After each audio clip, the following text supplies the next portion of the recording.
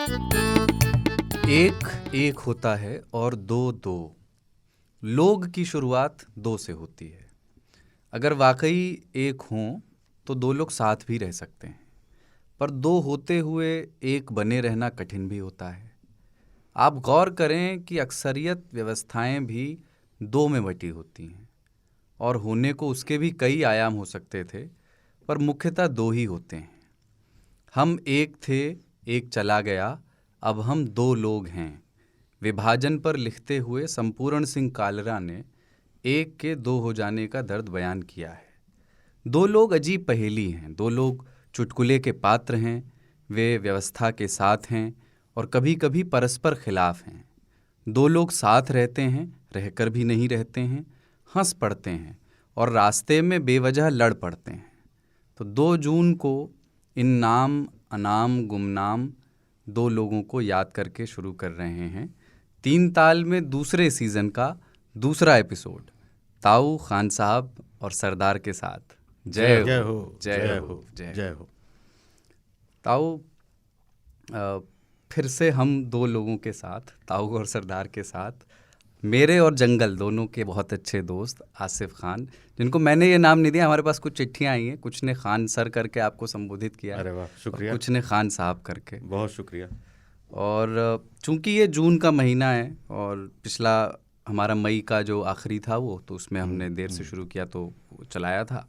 जून का महीने का पहला एपिसोड है, तो अल्ताफ़ राजा को आप सुनिए। और अब ये व्यवस्था है हमारे पास कि हम अपनी आवाज़ में पढ़ने के बजाय उन्हीं की आवाज़ में सुन सकते हैं। लेकिन मई जब आई, जलने लगा जमाना, हर शख्स की जुबां पर था बस यही फसाना।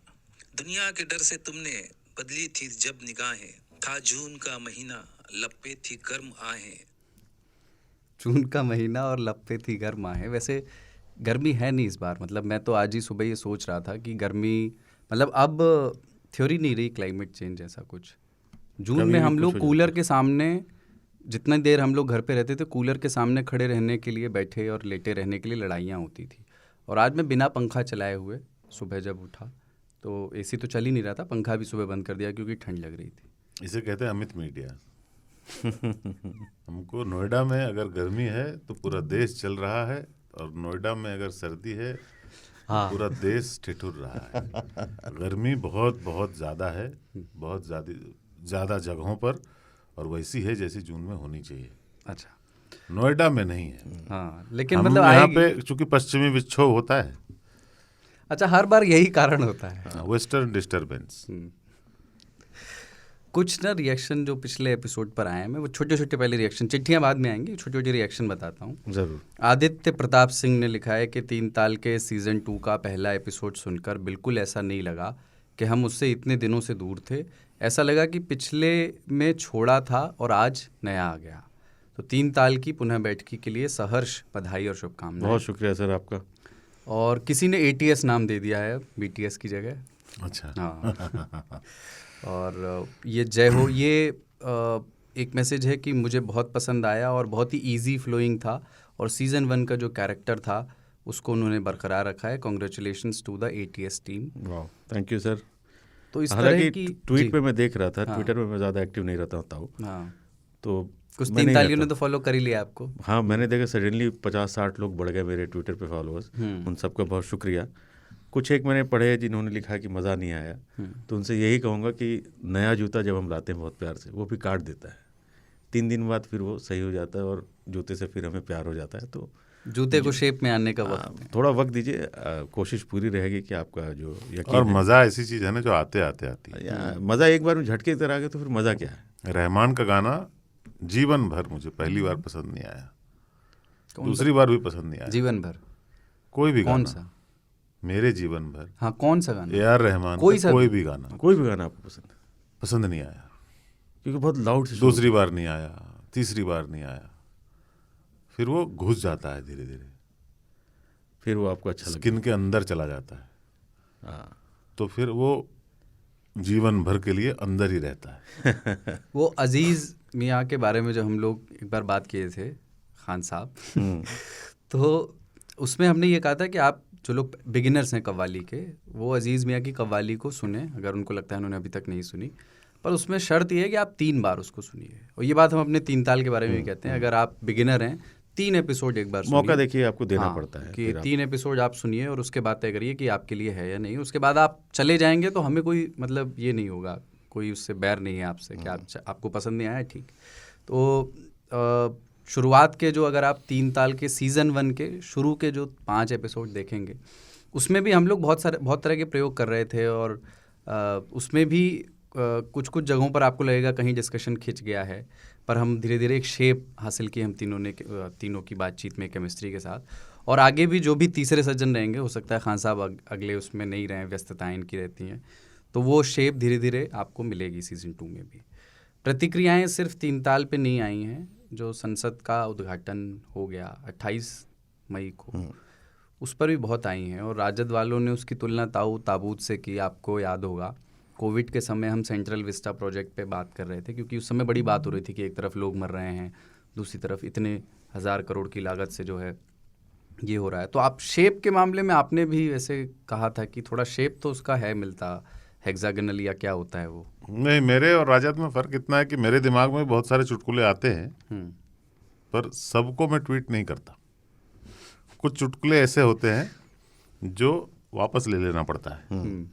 जैसे कुछ शब्द होते हैं जो आपके मन में आते हैं और फिर आप कहते हो नहीं, जगह सही नहीं है, यहाँ पे नहीं बोलूँगा, अकेले में बोलूँगा। तो राजद का जो ट्वीट था ना, वो ऐसा ही था। उस दिन थोड़ा बैड टेस्ट हो गया। हाँ, उस दिन थोड़ा गड़बड़ हो गया। और उसमें बात ये भी है कि बाकी वो देखो, चीज़ें, हर चीज़ ना मुझे किसी चीज़ दूसरी चीज़ की तरह दिखती है ना। तो किसी को उसमें सांची या विदिशा के पास जो श्री यंत्र वाला, विदिशा के पास एक मंदिर है जी, विजयनगर, हाँ, तो उसका कहा कि उससे प्रेरित है। किसी ने कहा कि जो श्री यंत्र है उससे है। किसी ने उसको कहा 2 त्रिकोण हैं, शिव और शक्ति का स्वरूप है। किसी ने कहा ये शिवलिंग है। जिनको जो बोलना है बोलें, आप वो देखते हैं जो आपको दिखता है। मुझे कभी ताबूत जैसा दिखा था बहुत पहले, जब वो शेप ले रहा था, जब वो कोविड आया हुआ था देश में, पर वहाँ पे काम नहीं रुका था। और राजद ने गलती सिर्फ इतनी की कि वो कह दिया जो उस दिन नहीं कहना था। बाकी देश में नया संसद बने, अच्छी बात है। और मतलब मैं ये सोच रहा था कि राजद जब तक नेता लोग कुछ बनाते रहे ना, दिक्कत नहीं है, कोई दिक्कत नहीं है। तोड़ना नहीं चाहिए बस कुछ। वाह, सही। लेकिन इसको बनाने में भी आप देखिए, मतलब भदोही का कारीगर आए, हाथ से बुन के कालीन बिछा दिए। नागपुर, न्यूजीलैंड से ऊन आया और नागपुर की लकड़ियाँ वालों ने उस पर हाथ साफ किया, जबकि उनका धंधा बंद है। भदोही में जो कालीन का धंधा था ऑलमोस्ट खत्म के कगार पे है, लेकिन इससे शायद उनको अभी नाम मिल गया, वरना भदोही तो अब नाम में भी हम नहीं सुनते हैं कि कहाँ क्या हो रहा है। कुछ आपत्ति इस वजह से भी ज़्यादा रही ना कि उन्होंने 28 मई वो सावरकर जयंती और वो चुना, और उसको भी थोड़ा विपक्ष को मतलब एक मौका मिला वहाँ पे कहने का। राजद ने थोड़ी सीमा पार कर दी उसमें। हाँ, इन्होंने कहा नहीं कि सावरकर जयंती के अवसर पर कर रहे हैं, थी सावरकर जयंती, और सावरकर की जयंती थी। तो अब सवाल ये है कि बहुत सारे लोग इस देश में मानते हैं कि सावरकर उतना बुरा नहीं था जितना आप उसको बताते हैं। देश के नागरिक ही हैं, वो बोलेंगे ही, वो यहीं रहेंगे। आपका क्या इरादा है? सावरकर अपने जीवन के एक काल में क्रांतिकारी आदमी थे। बिल्कुल। उनके जीवन का एक काल था जिसमें वो क्रांतिकारी नहीं थे। ऐसा लगभग हर आदमी के जीवन में होता है। आदमी के विचार बदलते हैं। सावरकर एक आदमी ऐसा था जो पूजा पाठ और धार्मिक कर्म कांडों में विश्वास नहीं करता था, जो यह नहीं मानता था कि ये सब हिंदू मुस्लिम सबको अलग रहना चाहिए। बाद में वो हिंदुत्व का पुरोधा बन गया। विचार लोगों के बदलते हैं। तो कौन से सावरकर की जयंती थी, ये भी है। नहीं, उस दिन तो मैं ये देख रहा था, लोग ट्वीट करके थोड़ा मजाक उपहास भी कर रहे थे कि अच्छा आज सावरकर की जयंती है, सॉरी मैं भूल गया अगर था। सावरकर ने कुछ और भी होता, मैं कहता हूँ ना, मैं सावरकर इत्यादि पे टिप्पणी अगर जिस तरह की टिप्पणी अभी लोग कर रहे हैं, फेमिलियर वाली, दोस्त है, इस टाइप का, कि बड़ा ही वो आदमी था यार, तो मैं उसमें घुसता नहीं हूँ। वो इसलिए कि यार भगत सिंह बोलते ना, या गांधी जी बोलते, सुभाष चंद्र बोस बोलते, नेहरू बोलते, पटेल बोलते, लालू यादव बोलते, जयप्रकाश नारायण बोलते हैं, आदमी ने कुछ किया हो, वो सावरकर को गरियाए तो समझ में तो आता है। समझ में आता है। 9 to 5 जॉब करके बता रहा है उनको कहानी। हाँ, और उसको माफी वीर बोलना यार, आप थाने में आपका पैंट गीला हो जाता है साहब, ट्रैफिक पुलिस वाला रोक ले जाता था आपकी हालत का, काला पानी अलग चीज होती है। तो माफी मांगी थी भाई, ये बात गलत नहीं, माफी वीर थे वो, माफी मांगी थी उन्होंने, पर किन परिस्थितियों में मांगी थी ये उसका डिसीजन था, वो उस समय जो उनको सही लगा उन्होंने किया, है ना, उनका डिसीजन था। हम तो अंग्रेजों, बहुत सारे लोगों ने अंग्रेजों के राज में यहाँ पे पदों पे सब शपथ लिया और क्वीन के, किंग के प्रति जो है अपनी लॉयल्टी को लिखित रूप में दिया, देते थे लोग। और अब आज भी देखिए डेफेमेशन और वो लिखना कि योर ओबीडिएंट सर्वेंट, मैं स्कूल में लिखता था भाई। हाँ, यस, जब एप्लीकेशन लिखते थे उसमें कुछ भी लिख देता है आदमी, अंग्रेजी ऐसी थी उस टाइम में।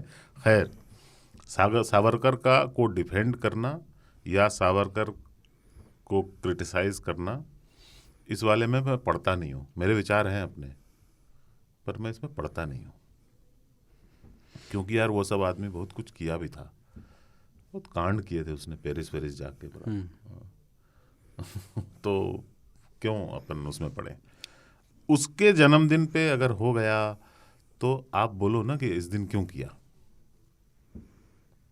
खुल के बोलो, एकदम करना भी चाहिए कि भाई सावरकर की आइडियोलॉजी जो है हमारे देश के लिए अच्छी नहीं है, इसीलिए उसके जन्मदिन पे ऐसा नहीं होना चाहिए था। पर सरकार का कहना है कि हमने किया ही नहीं है, हमने 28 तारीख को किया है, अब आप उसको सावरकर दिवस मान लीजिए, क्योंकि उस दिन तो बहुत सारे लोग जन्मे मरे होंगे।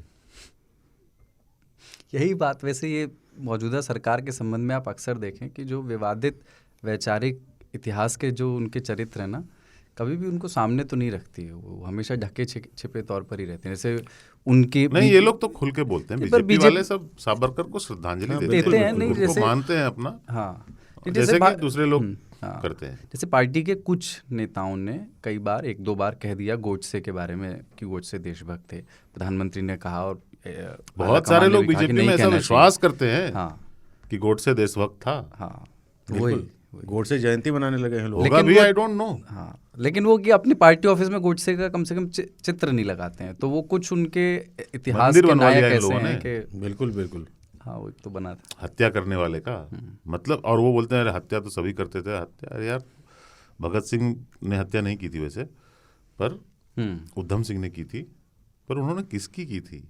गोडसे ने हत्या ही नहीं की ना, गोडसे ने महात्मा गांधी की हत्या कर दी यार। बिल्कुल। तो अपन उसको, पर उसके लिए मंदिर बने हैं इस देश में, बिल्कुल सर, उसके जन्म तिथि पे, पुण्य तिथि पे आयोजन टाइप ट्रेंड होता है बिल्कुल, ट्विटर पे हाँ, हमेशा, पूरा ट्रेंड खुल के होता है।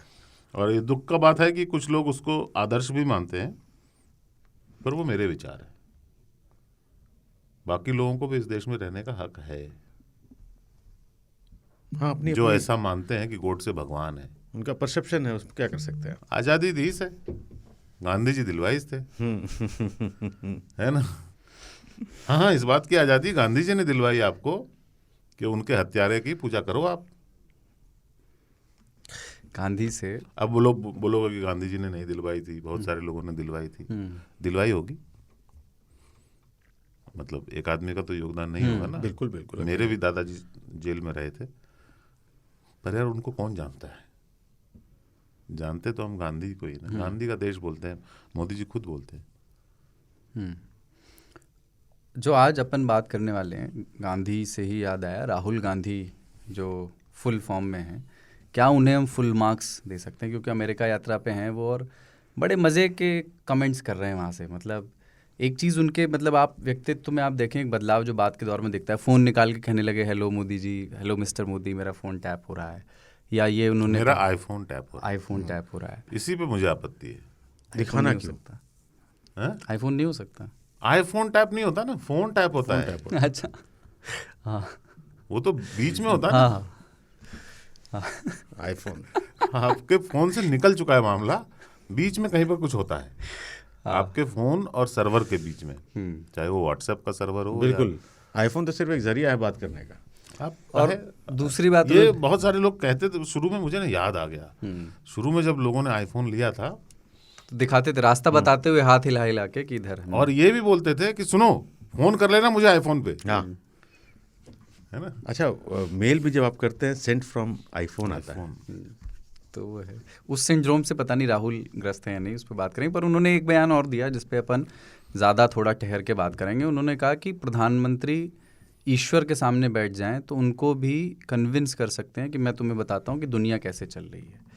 तो भगवान से बात करना या भगवान से संवाद, उस पर अपन आज बात करना चाहते हैं। उसमें मेरा एक अपना ये सोचना ये था कि ये प्रशंसा है एक तरह से, ये आलोचना, क्योंकि क्या राहुल गांधी ये कह रहे हैं कि प्रधानमंत्री की कन्विंसिंग क्षमता इतनी अच्छी है कि वो ईश्वर को भी कन्विंस कर सकते हैं। तो होमोसेपियंस को आप, कांग्रेस होमोसेपियंस को भी नहीं कर पा रही है अपने 33-30% लोगों को जो उसको वोट दे सकें। तो उस पर अपन थोड़ी बात करेंगे और ईश्वर से संवाद पर भी, और जिसको इल्यूजन कहा जाता है उसकी उपयोगिता पर भी।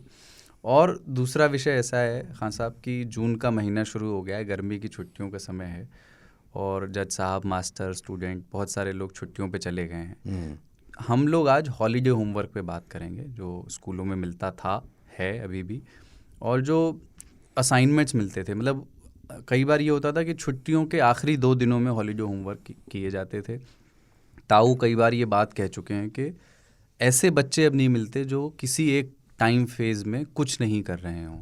तो कम से कम गर्मी की छुट्टियों को क्या ऐसा एक फ़ेज़ बनाया जाना चाहिए, बनाया जा सकता है, और किसी एजुकेशन पॉलिसी के स्तर पे इस पे सोचा जा सकता है कि हम कम से कम उसमें हॉलीडे होमवर्क से उनको बरी रखें।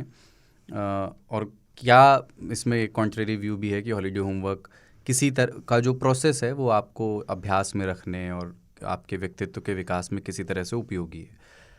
बिज़ार खबर जो है वो, उस पर बहुत सारे किस्से होंगे आपके पास। उस आशिक की दीवानगी है जिसे मिस्ड कॉल से प्यार हो गया, शादी करने पहुंच गया। हाँ, प्रेमिका से मिलने वो पहुंच गया सरहद के पार बांग्लादेश। जो लौट रहा था तो उसको कर लिया गया अरेस्ट, क्योंकि तारों के नीचे से गया था जैसे भी।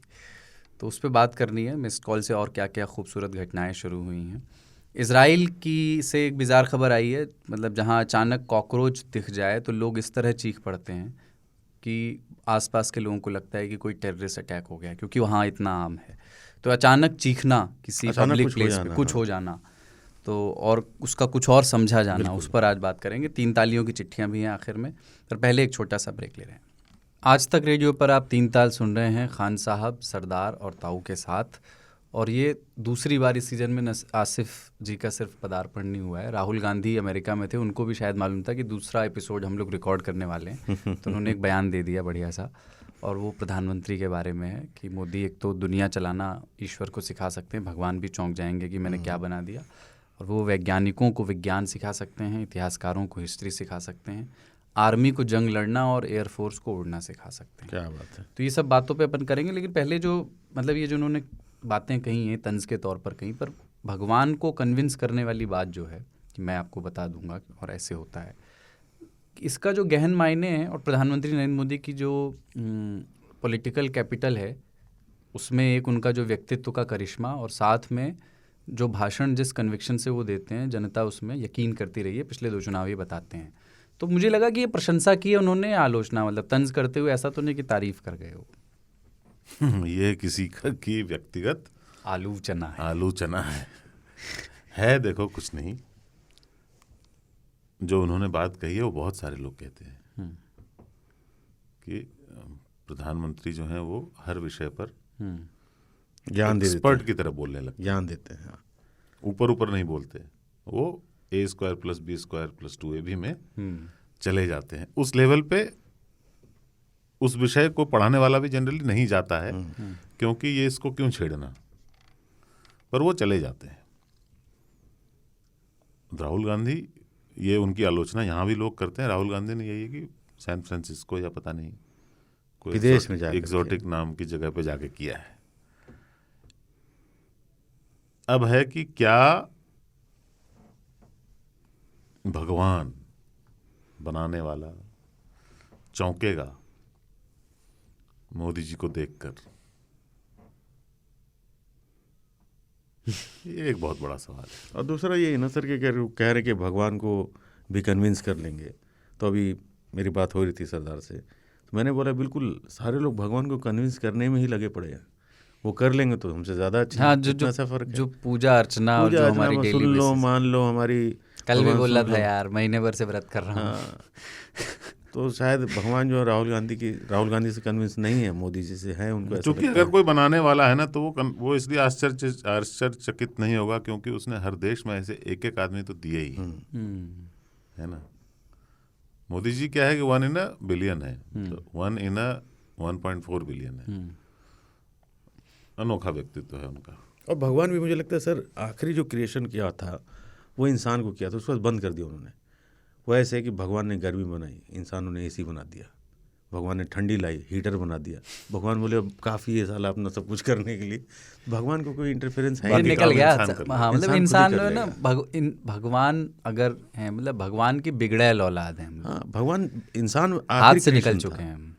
ये मान लेना चाहिए कि इंसान सब कुछ करने के लिए। लेकिन एक इंटरेस्टिंग चीज़ इस बीच हुई है, जैसे राहुल गांधी एक लंबे समय तक हमारे यहाँ उपहास के, मजाक के पात्र रहे। भारतीय जनता पार्टी के प्रवक्ता, नेता, IT सेल उनके बारे में जैसे बात करता रहा, उसमें कोई गंभीरता नहीं थी, उन्होंने गंभीरता के तौर पर लिया ही नहीं। सिर्फ यही नहीं, बहुत सारे लोग जो उनसे नहीं जुड़े थे वो भी रहे। तो लेकिन अब आप देखें कि जब भी मोदी के बारे में उनसे कोई बात की जाती है, राहुल गांधी की, तो वो भी बहुत गंभीर नहीं होते हैं। उन्होंने अपनी कमज़ोरी को ऐसा लगता है शक्ति बना लिया है, और वो पहला प्रयास यही करते हैं कि एक व्यंग करें वो प्रधानमंत्री के बारे में। ये एक उनके बाद के स्किल्स में ये एक एडिशन दिखता है कि व्यंग, तंज और लतीफ़ में अपना हाथ आजमा रहे हैं राहुल गांधी, और सक्सेसफुली थोड़ा बहुत बात भी हो जाती है उस प्रदेश में। काफ़ी अच्छा सेंस ऑफ ह्यूमर है उनका। आप अगर देखें तो ठीक ठाक वो हंस बोल लेते हैं। कुछ चीज़ें जो आपको फनी नहीं लगेंगी वो उनको फनी लगती है। बहुत सारे चुटकुले जो चुटकुले नहीं हैं पर उस पर वो हंस देते हैं। सेम लाइक मोदी जी है ना।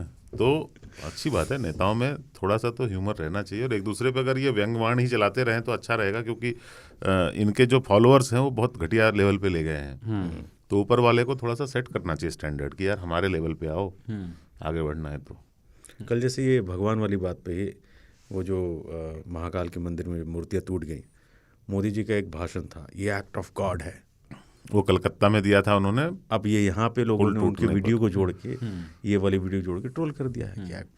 तो जो राहुल करते हैं वो और वीडियो वाला काम पहले बीजेपी की जो IT सेल थी वो अच्छा करती थी। कांग्रेस की IT सेल भी बहुत आक्रामक, एकदम क्रिएटिव हो गई है।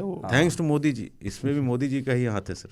राहुल गांधी का वो ट्रक वाला वीडियो देखिए, 3 कैम सेटअप, क्या मस्त वीडियो, झाका। अरे हाँ, वो जो वहाँ पे एक बंद गले का सूट पहन करके मैंने देखा, सुप्रिया श्रीनेत ने उसको ट्वीट किया था, अमेरिका में राहुल गांधी बंद गले का सूट पहन करके और एक पैंट की जेब में हाथ डाल के, दूसरा हाथ बाहर निकला हुआ है और वॉक कर रहे हैं। उसके 2-3 एंगल से बढ़िया म्यूजिक लगा करके, रील टाइप का एकदम वो वीडियो बन रहा है। और उसमें कुछ इस तरह का है, एजुकेटेड लीडर्स होंगे तो इस तरह का देखिए आपका। ये वाला थोड़ा सा ज़्यादा हो जाता है इनका। प्रॉब्लम क्या है, अच्छा कर रहे हैं ये, एकदम फिट आदमी है, उनकी जो स्ट्रेंथ है उनको तो आपको डिस्प्ले करना ही चाहिए।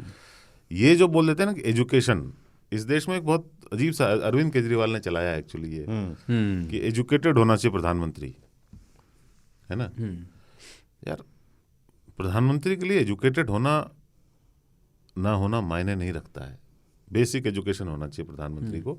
वो होता है कि आपको इलेक्ट जो करते हैं वो आप पे भरोसा करते हैं कि नहीं, आप में लीडरशिप है या नहीं, 2 ही चीज़ें मायने रखती हैं। एजुकेशन की एक लिमिट होती है। आप ग्रेजुएट टाइप हैं, ठीक है यार, इतना एजुकेशन काफ़ी है, आपको PhD होने की जरूरत नहीं है। फलाना भाई साहब IIT में गए और UPSC क्लियर किया, वो केजरीवाल साहब खुद IRS हैं। इस देश का बंटाधार पढ़े लिखों ने ज़्यादा किया है, बिल्कुल, उसमें कम पढ़े लिखों का कम योगदान है। बिल्कुल। अच्छा, ये थोड़ा ईश्वर से संवाद वाली बात है। अगर वैसे निजी तौर पे, जैसे उन्होंने कहा कि अगर वो ईश्वर से बात करें तो ये कहेंगे, ईश्वर से संवाद के आप लोगों के अवसर आते हैं? जैसे मैं अपना एक बताता हूँ, फिर आप लोग बताइएगा। मुझे पता है आसिफ जी की डेस्क पे काफ़ी सेकुलरिज्म है, आप अगर उनके डेस्क पे गए हों हाँ, तो साईं बाबा की तस्वीर भी रिस्क है? नहीं लेना चाहता, कौन निकल आए पता नहीं है। कौन कब पावर में चल रहा है, बाबा जीसस विश्वनाथ नहीं की है, तस्वीर है। क्योंकि वो ज्यादा पावर में कभी दिखे नहीं है हिंदुस्तान में स्पेशली। हाँ, हिंदुस्तान सबसे में ज्यादा बहुत महादेव हैं, आपके साईं बाबा हैं, दुर्गा माता भी आजकल में पिछले हफ्ते रख दिया है। चल रहा है मामला सबका। हाँ, लॉटरी जहाँ से निकल जाए, एक मैंने बहुत पुराना- डाइवर्सिफाई करना चाहिए बहुत पोर्टफोलियो। पुराना है, एक जॉनी लीवर सुनाते थे, स्काई लैब जब गिरने वाला था तो ये था कि वो सैटेलाइट था और वो उसकी एनर्जी चली गई थी, तो वो कहीं गिरना था उसको, तो उस समय उतना प्रिसीजन नहीं था, तो पूरी दुनिया में हंगामा था कि पता नहीं हमारे किधर गिरेगा। दुद्धी में सर उस समय हमें याद है हमारे घर में सब एक जगह खाना बन रहा था। हाँ। क्या सब मर जाएंगे। दुद्धी, ये याद दिला देता हूँ कि पिछली बार बताया था, सोनभद्र में एक जगह है दुद्धी, तहसील है, विधानसभा सीट भी है, वहाँ से तो हाँ, वो स्काई लैब जब गिर रहा था तो बहुत लोग डरे हुए थे चारों तरफ, लेकिन एक आदमी था, वो सब छुप रहे थे। तो एक बेवड़ा था मुंबई का, उसको जाके किसी ने बोला कि भाई शेल्टर टाइप का ले लो यार, इधर गिरने वाला है मुंबई में। उसने कहा कुछ नहीं होगा यार, गिरेगा नहीं, कहीं और गिरेगा, यहाँ नहीं गिरेगा। क्यों? क्योंकि बोला यहाँ प्रॉब्लम बहुत है, जिधर देखो उधर भगवान है, इधर गिरेगा किधर, इधर गणपति भी है, इधर वो है, इधर माहिम में दरगाह है, हाजी अली है, इतने सारे भरा पड़ा हुआ है, माउंट मेरी है, किधर जाएगा? बहुत चांस नहीं है इधर मुंबई में गिरने का, क्योंकि अच्छी इधर सोच बचाने वाला बहुत है। तो वो रिस्क आसिफ नहीं लेते हैं, आसिफ भी देख लेते हैं कि यार ठीक। Portfolio diversified. हाँ, वो पूरा। लेकिन ये कि जो संवाद जब मैं करता हूँ तो उसमें मेरा ये रहता है कि मतलब जैसे वैसे मौक़ों पे और वो डेली बेसिस का नहीं होता, ओकेजनली होता है कि कभी कोई बड़ा दिन है, खुशी का भी हो सकता है और कोई किसी बड़े भविष्य के आयोजन का भी हो सकता है, एंग्शियस डे भी हो सकता है। तो मैं उस दिन ईश्वर से संवाद करने की या शून्य से संवाद करने की, उसको आप जो भी जिस तरह से भी देख सकते हैं, एक छिपी हुई शक्ति से संवाद करने की कोशिश करते हुए उससे ऊर्जा या सांत्वना लेने की कोशिश करता हूँ, और उससे मेरा काम चल जाता है कि यार थोड़ा सा बेहतर फील कर रहा हूँ। हो सकता है, बल्कि ज़्यादा चांसेस इस बात के ही हैं कि ये इल्यूजन है, मैं इल्यूजन में हूँ एक, लेकिन इस इल्यूजन की एक यूटिलिटी मैंने अपने जीवन में बना ली है। फिर मैं सोचने लगा कि जीवन में और कौन कौन से इल्यूजन हमने पाले हुए हैं जिनके प्रति हम ज़्यादा सहज हैं, हमने एक्सेप्ट किया हुआ है, या जिसको हम एकदम खारिज करने पे नहीं हैं, वो हैं।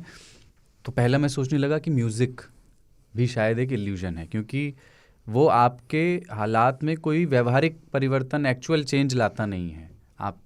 आपके आसपास की चीज़ें जो हैं, जो चीज़ें आप जीवन में बदलना चाहते हैं, आप सुनते रहिए, वो बदलेगा नहीं, लेकिन आपको थोड़ी देर के लिए वो, जिसको लोगों ने ट्रांस कहा, मूड को लिफ्ट कर देगा, या आप दुखी हैं तो थोड़ा सा और बेहतर फील कर देगा, या दुखी होना चाहते हैं ताकि दो चार कुछ जमी हुई गाद बह जाए, तो उसका भी जुगाड़ है।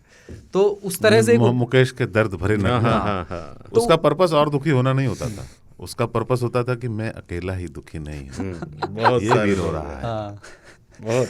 हाँ, तो ये क्या है, हम पर दुख का पर्वत टूटा, तब हमने दो चार कहे, उन पर भला क्या बीती होगी जिसने शेर हजार कहे। तो ये ईश्वर से संवाद जो है वो मेरे लिए मुख्यतः आमतौर पे स्वयं से ही संवाद होता है, जिसमें मैं मंदिर में नहीं बैठा होता। सत्य में यही होता है। हाँ, कहीं भी बैठे, हाँ, शांति मिली, आप अपने आप से बात कर रहे होते हो, झूठ बोल रहे होते बेसिकली। हाँ, उससे भी अपने आप को, और उससे मानसिक थोड़ी सी हेल्प हो जाती है। तो अभी जैसे सिंस मैं आपके बारे में जानना चाहता हूँ, आप एथीस्ट हैं, सबको मालूम है, तीन तालियों को।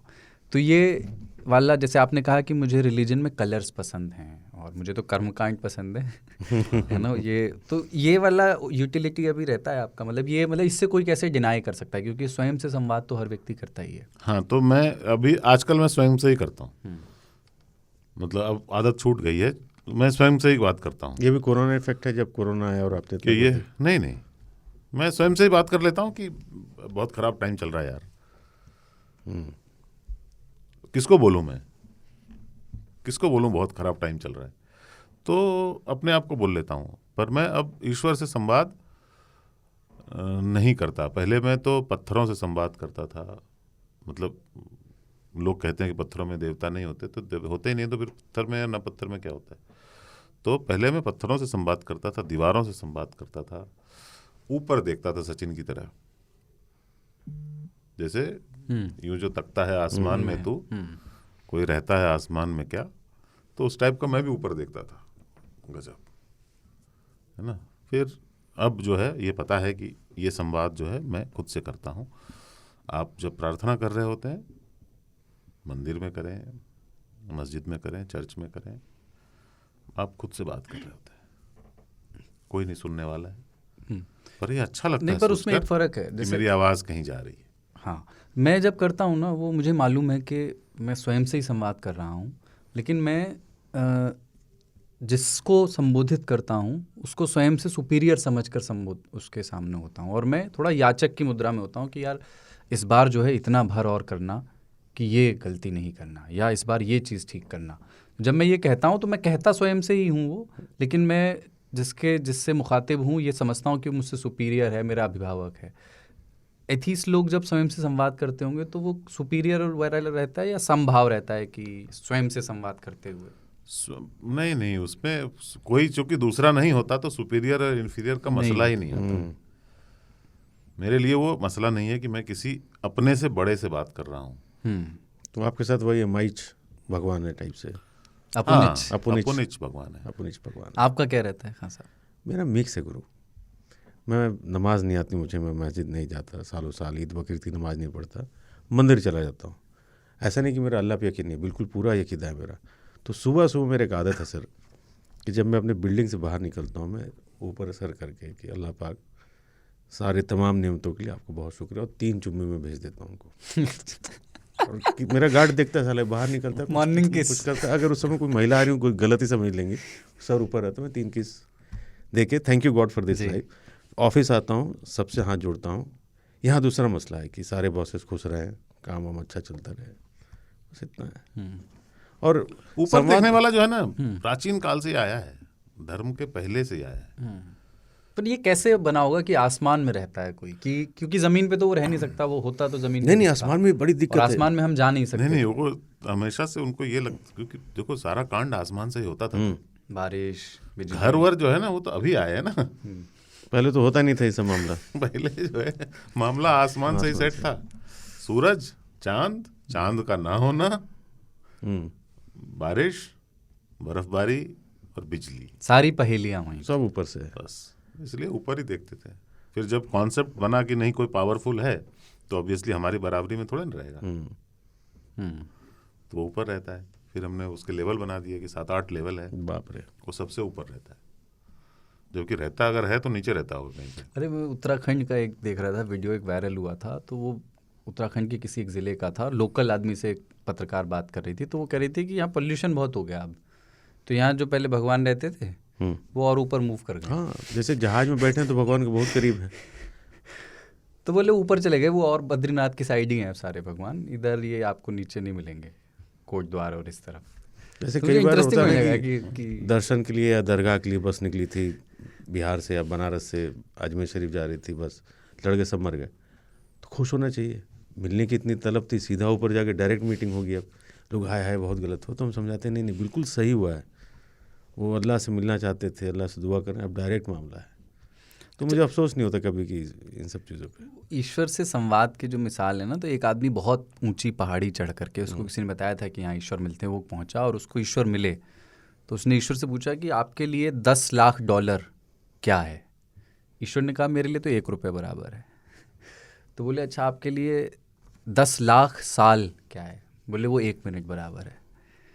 तो उन्होंने बोला कि अच्छा मुझे $10 लाख दे दीजिए। तो ईश्वर ने कहा 1 मिनट रुको। लेकिन एक है वो सिनेमा पैराडीसो, आपने फिल्म देखी? मैंने देखी। सिनेमा पैराडीसो में अल्फ्रेडो का जो कैरेक्टर है वो कहता है कि मुझे शायद ज़्यादा वक्त लगता, मतलब ऐसे है कि ईश्वर जिसने 3 दिन में दुनिया बनाई उसके प्रति पूरे आदर से मैं ये कहता हूँ कि मुझे शायद ज़्यादा समय लगता, लेकिन कुछ चीज़ें बेहतर होती।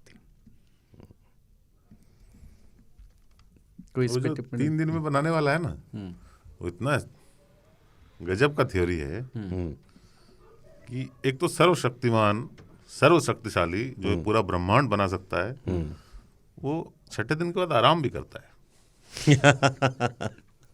मैं जब सुनता हूँ ना तो मुझे ही लगता है वो आराम बंदा क्यों कर रहा है। उसमें भी कुछ सीक्वेंस है ना, कुछ क्रोनोलॉजी है कि पहले उन्होंने सब बना दिया, लाइट बाद में। हाँ, तो फिर अंधेरे में पहले काम करते रहे। हाँ, उन्होंने कहा कि लेट देयर बी लाइट, तो लाइट आ गया, फिर सब कुछ हो गया। तो ये है कि अंधेरे में उन्होंने काम किया, लेकिन जब लाइट नहीं थी तो ये कैसे पता चला कि कितने दिन हुए? बात तो है। पॉइंट टू बी नोटेड मिला। यस। अच्छा, ये लेट देयर बी लाइट से याद आया, मैं एक कोई पॉडकास्ट का ही हिस्सा था, मेरे ख्याल से वो एक कॉमेडियन है, ब्लैक कॉमेडियन है, मुझे उनका नाम याद नहीं अभी, और उन्होंने ये उसमें चुटकुला सुनाया था, और वो उसमें ये बता रहे थे कि मैं अमेरिका जब आया तो मैंने अपने ब्लैक रंग पर किस किस तरह के जोक सुने, पर ये उनका स्पोर्टी ये था, हो सकता है वो जोक्स उन्होंने खुद ही लिखे हों। तो वो कह रहे कि जब ईश्वर ने कहा कि, लोग मुझसे ही कहते थे कि जब ईश्वर ने कहा लेट देयर बी लाइट, तो you are out of town. बोले कि तुम में और मिडनाइट में डिफरेंस सिर्फ 11:59 का है।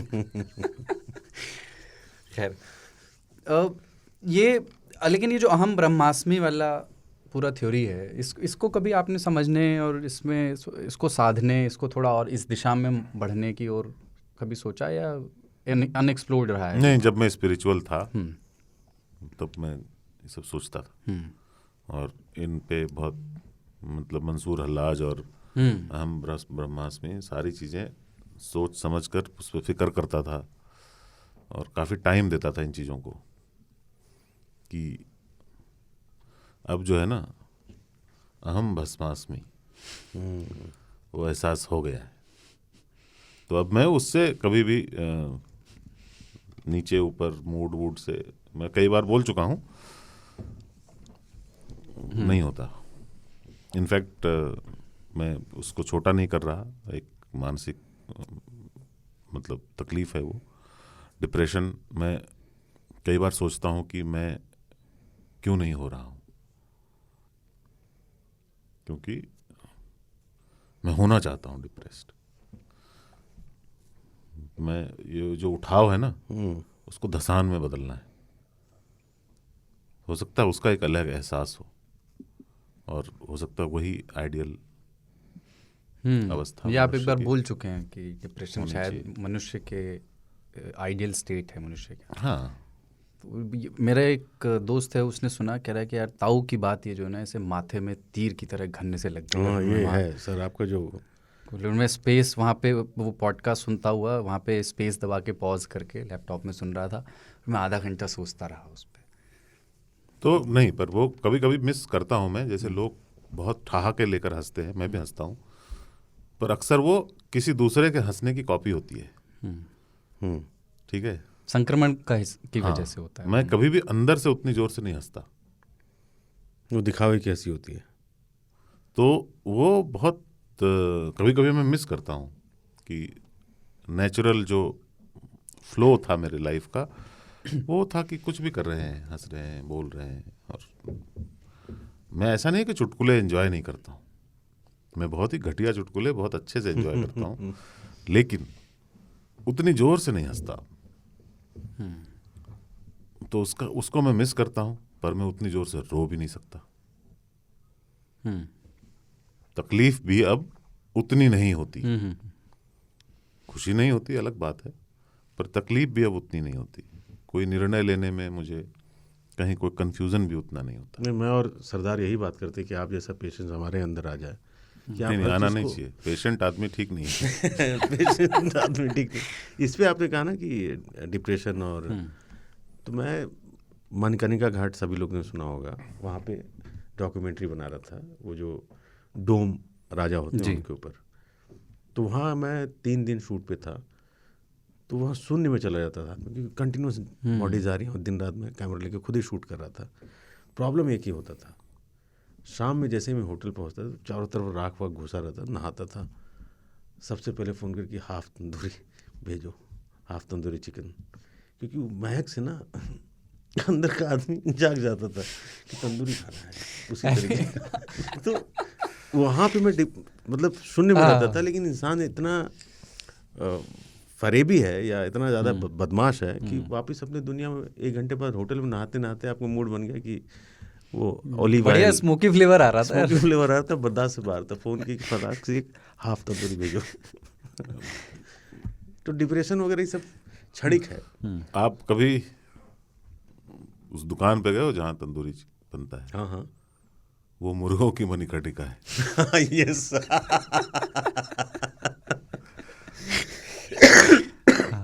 बहुत सही। मुर्गों की मन का वो ये कि एक बार वो गया गोलू एक दोस्त की भगवान के पास, भगवान मेरी सरकारी नौकरी लगा दो। तो बोले भगवान यार तू फल केला सेब कुछ नारियल कुछ लाया नहीं। बोले आप फल की चिंता मत करो कर्म करो।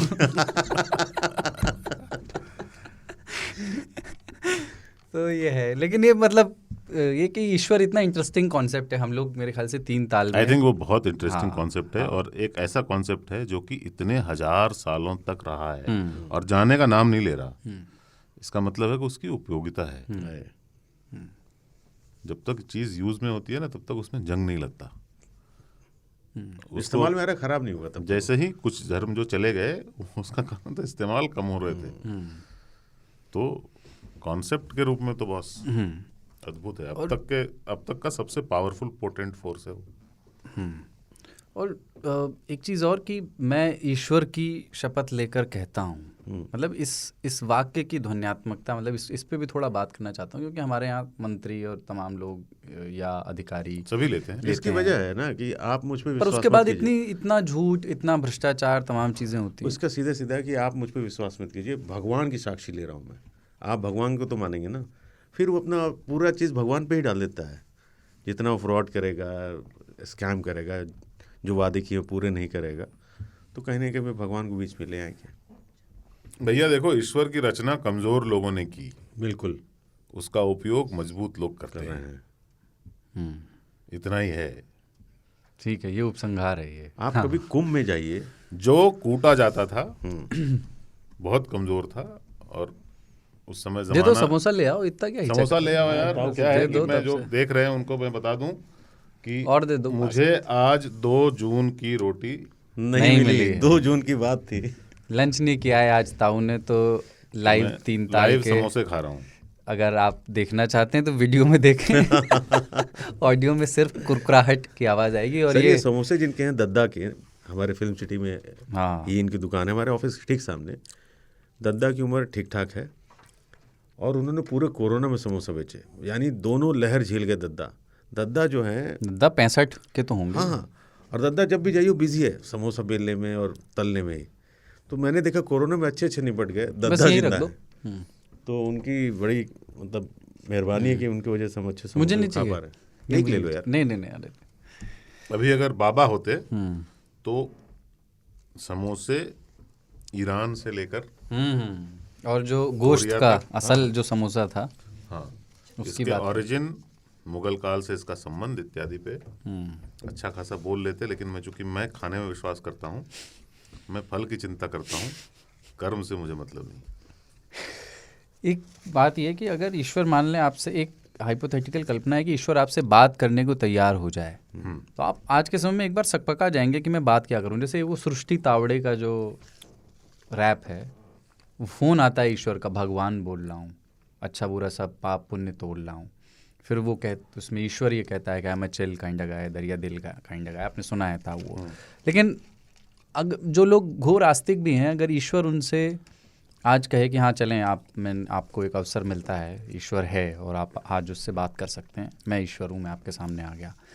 तो हमारे यहाँ ज़्यादातर लोग अपनी मतलब जो वरदान की परंपरा हमारी कहानियों से आई है ना, वो बातचीत ऐसा नहीं लगता कि बहुत अधिक वरदान तक, मेरा ये दे दें, मांग ये दे दें, मेरा ये पूर्ण कर दें, वहाँ तक सीमित रहेगी। और जब उस कम्युनिकेशन का एकमात्र मतलब याचना है या कोई अमुक चीज़ पूरा करना है, देन अगेन ये कॉन्सेप्ट के बारे में कितना बड़ा फ्लॉ है कि ये पूरी तरह से स्वार्थ और अपने दुखों के निपटान और अपने एस्पिरेशंस और सपनों को पूरा करने के लिए ईश्वर की उपयोगिता है और कुछ नहीं है। अगर आपके सामने ईश्वर आएगा तो आप उससे कोई कंस्ट्रक्टिव बातचीत थोड़ी करेंगे, आप भी कहेंगे ऐसा करिए कि मुझे जैसे $10 लाख इन्होंने मांगे, तो मुझे एक मर्सिडीज मिल हाँ, जाती, हाँ, ऑटोमेटिक वाला। हाँ।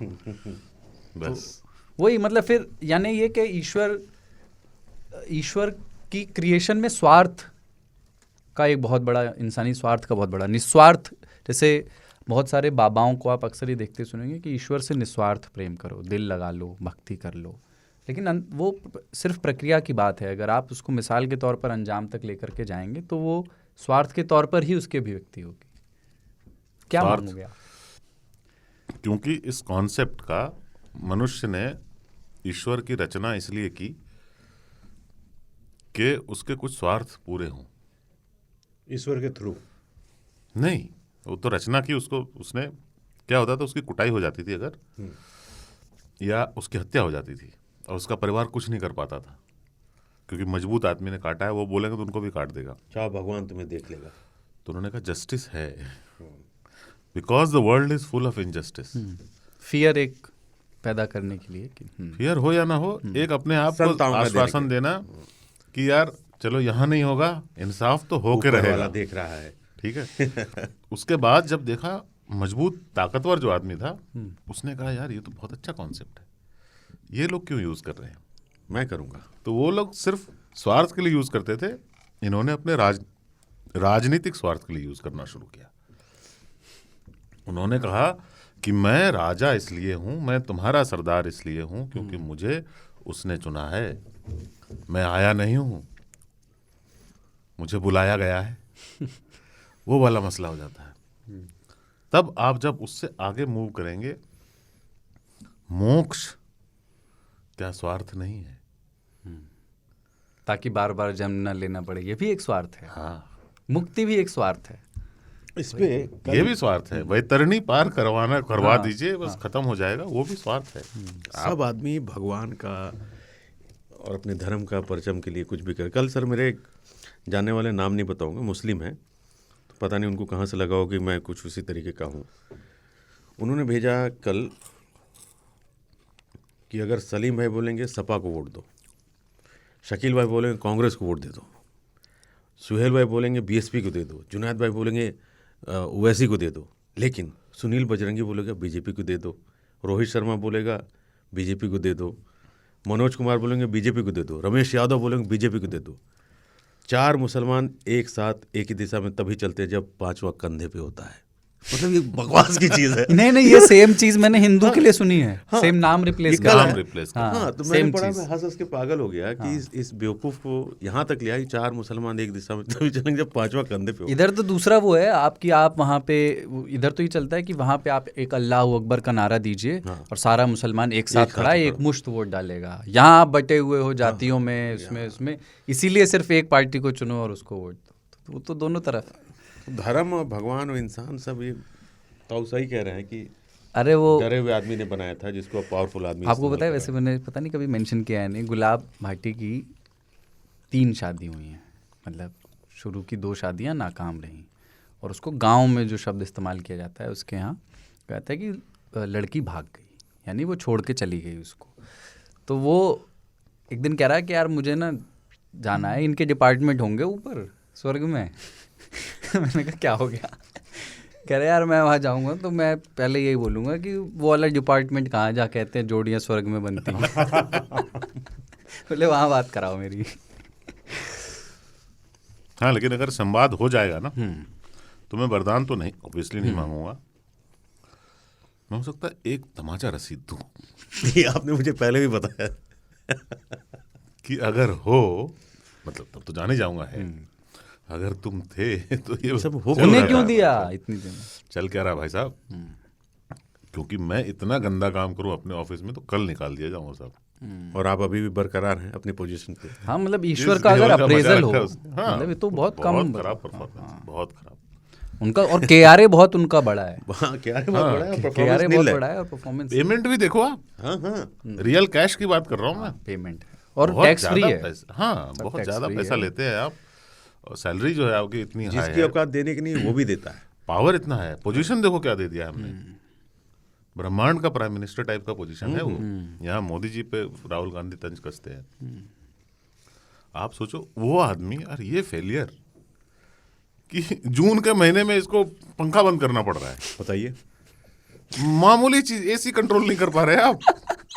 कोरोना आया, मंदिर मस्जिद सब बंद हो गए, लेकिन साल 2 साल के बाद जैसे ही वापस पटरी पे जिंदगी आई, फिर दुकान खुल गई उनकी, वैसे ही चढ़ावा हुआ है, वैसे ही लोग पागल हैं, आपको यकीन वैसे ही, आपकी सत्ता वैसे ही है, मतलब आपकी सरकार जिंदाबाद।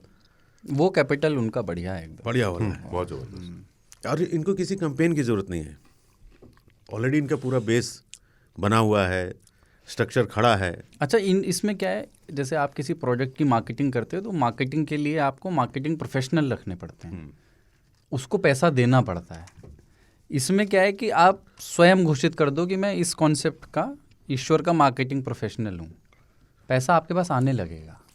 मतलब ये मॉडल बहुत ही सही है, मतलब आपको स्वयं ही उसके एक हिस्से पे, और अब जितने अच्छे मार्केटिंग प्रोफेशनल हैं आपको वो मिलेगा उसका पैसा। ईश्वर का प्रचार कीजिए, अपना भी जेब भरिए। हाँ, अभी वो चल ही रहे हैं बागेश्वर, हाँ, मोर के साथ नाच रहे हैं। ठटरी बंधवा देंगे, फिर मत कहना बोल खुल गई। पर्ची फाड़ते रहते हैं सबकी। ठीक है, एक ब्रेक लेते हैं। और इतना जंगल में मोर नाचा, वो भी देख लिया उसने। सही बात है, उसमें जो एक्शन कर रहे थे आप, बहुत बढ़िया। मोर से बढ़िया तो वही नाचे हैं सर। मोरनी हालांकि फ्रेम में थी नहीं, वरना बागेश्वर के पीछे ही लग जाती कि मोर से अच्छा तो तुम ही नाचो। क्योंकि तब से मैं यही सोच रहा था कि इस सवाल का जवाब अभी तक नहीं मिला है कि जंगल में मोर नाचा किसने देखा। भाई साहब दिखा, मोर पता है हमला करता है। अच्छा, चोंच से। हाँ, बचपन में मेरे ऊपर हमला कर दिया था मोर ने।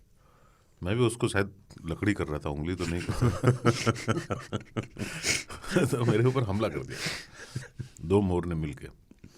तब से मैं मोर से बहुत डरता हूँ। नहीं, हर जंगल में जाएंगे, हर खदेड़ता भी होगा मोर, तो भागता भी है। मैं छोटा था, मोर बहुत तेज इसलिए भागता है। खदेड़ के जो है उन्होंने मुझ पे हमला किया था, मेरे माथे माथे में मार दिया था।